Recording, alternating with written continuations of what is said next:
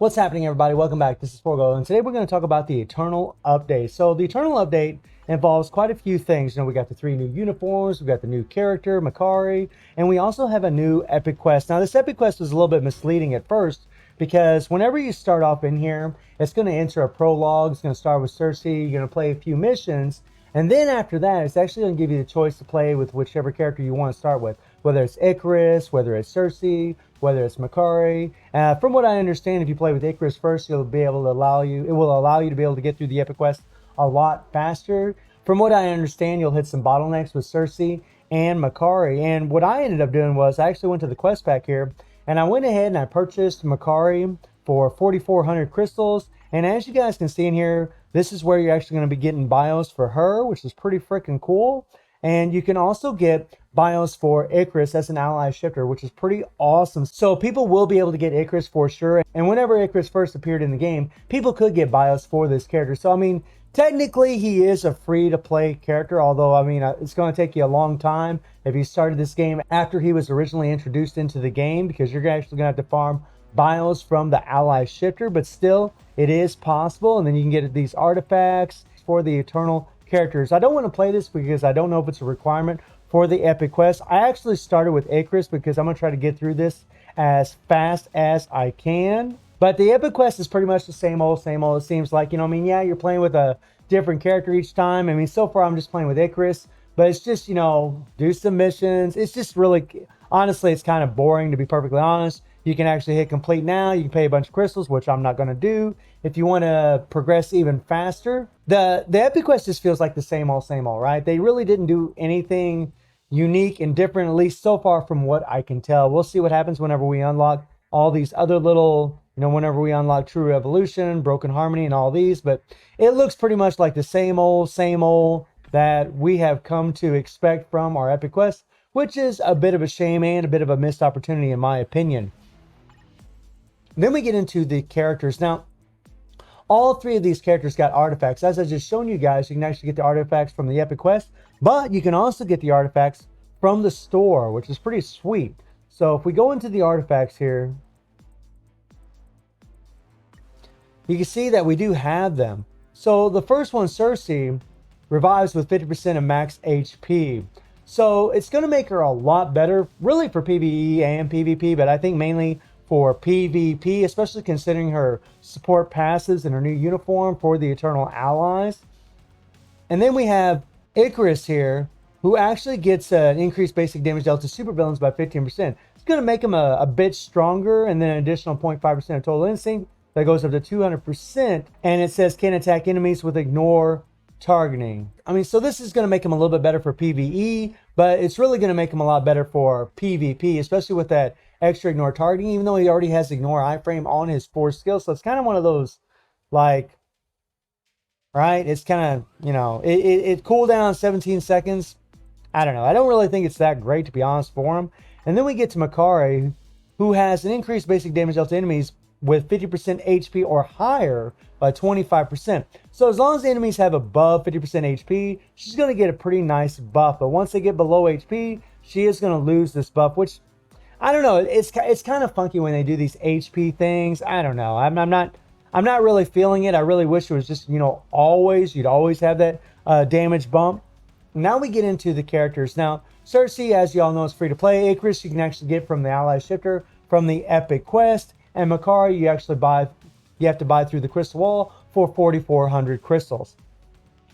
And we'll start with Ikaris. Ikaris's uniform it's a pretty good uniform, but I honestly think it's going to be mainly more for PvP than it is anything. It does give him chain of damage, and it does give him decreased basic damage received. And they did change a couple of his skills.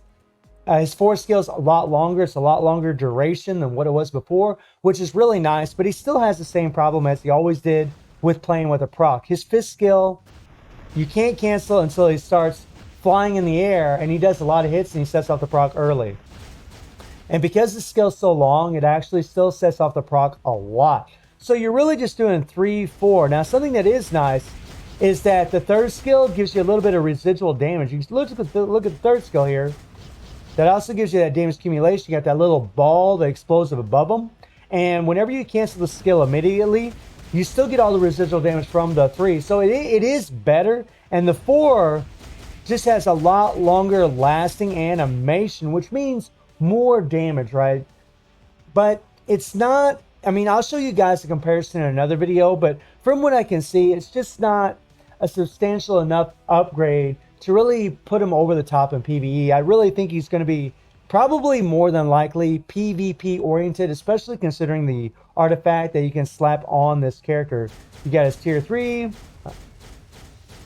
I do have the SFX off, but yeah, I mean, my initial impression of Ikaris is he's going to be better for PvP, but PvE, I'm thinking, not so much. I mean, better, but not enough of an upgrade. I hate it when it goes out of the screen like that.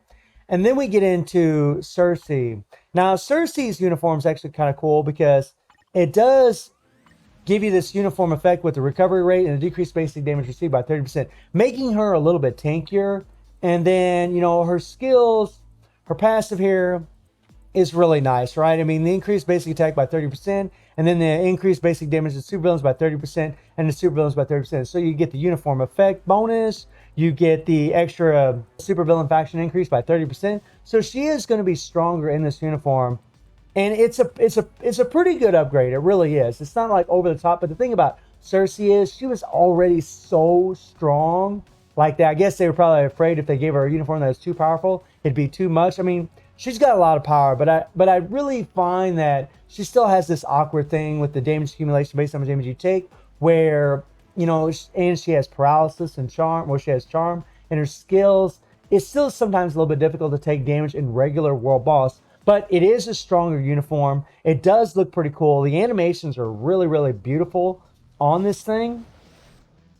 But she plays exactly the same, where you just try to take damage during this 3. But because the 3 does hits, it can set off the proc. So you got to immediately cancel this skill and go into your other skills. Now, the thing about the 3 is you still get the residual damage from it, which is nice. But, I mean, you try to take a little damage and then go into the 5-4, right? And then put your proc on the 4. She plays exactly the same. Something I want to note, however, about Sersi and Makkari, because of their awakened skills, is you can actually cancel these awakened skills immediately. You get all the buffs from them and all the damage from them immediately. So you saw what that looked like there just now.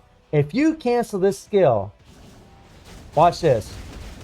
You're still going to get all the residual damage from that thing all at once with all of your other skills. That's pretty damn lit. So if you're able to take damage from the 3rd skill and then use your awakened skill and then your 5 and your 4, she's gonna do a lot of damn damage. Honestly, it's gonna be pretty damn potent. However, you know, taking damage still, I mean, especially considering she does hits on her 3rd skill, still can be a bit of a pain. So we'll see how it plays out. I'm gonna have to do some further testing with Sersi, but it is an upgrade. The uniform is definitely a big upgrade. You're definitely gonna want it for PvP content, I do believe, with Ikaris, because of the extra damage to super villains. And she is going to be, and she also has a heal now in her kit on her 3rd skill, where she didn't have before. And then Makkari here. Now, Makkari in her uniform is definitely better, because she's actually going to get the recovery here. This is going to give her a little bit better survivability. Something about the Makkari, though, that's pretty wacky is her 4th skill actually can set off the proc very, very easy. That little zigzag, if like you're facing a boss that gets away from you. Now, if you're facing Null, this won't be a big deal, but she is a speed type, and she will be, you know, facing Mephisto. And Mephisto does like to move around sometimes. So we'll see how that plays out. I mean, I got to get her awakened, you know, so I don't really know how that's going to be as of right now. But her 3rd skill does do more hits on it than what it did before. And the uniform is a pretty big upgrade. Honestly, her base kit's actually quite strong. Makkari's got some power, guys. I'll show you a little preview of her without her uniform here in World Boss against Proxima. And by the way, Makkari does have the leadership tag, so you actually can use White Fox. But I'm just going to go ahead and leave Valkyrie in there for now, guys, and just show you what's up with her really quick as far as her damage, just to give you a little preview of how powerful she is. And by the way, guys, she is a Bellwether Crab. She doesn't have any Ruse, level 60, 140% damage proc. I mean, she's not built up at all. So we'll go ahead and get our attack buff here. And we missed our... Look at that.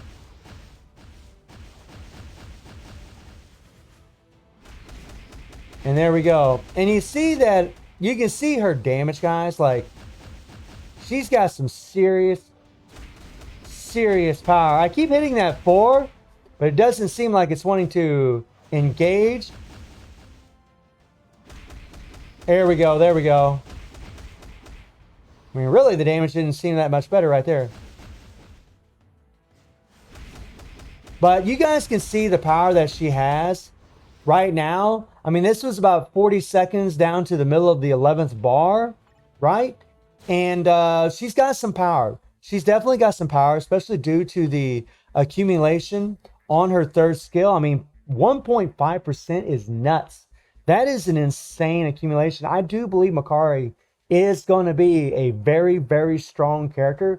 I mean, you can see it there just now. I mean, look, the build isn't very good at all. This isn't a review of the character. I just wanted to show you a preview of how strong she actually is right now. I mean, that's pretty peppy. I mean, she's got some pep. She's got some pep, guys. We'll talk a little bit more about how to play her in the future, but wow. And then in her uniform, she's just going to be better because she's going to get the extra stats and she's going to have that recovery. She doesn't have a heal in her base kit. So this uniform is just going to make her a lot better. And again, just like Sersi, you can cancel the awakened skill, get all the damage from it. I mean, that's potent, man. She's probably going to have a lot of power. I'm pretty much predicting that she will because Makkari, they set her up really to be a PvE goddess. I mean, her awakened skill. Well, I got to level this thing up. Let me see here.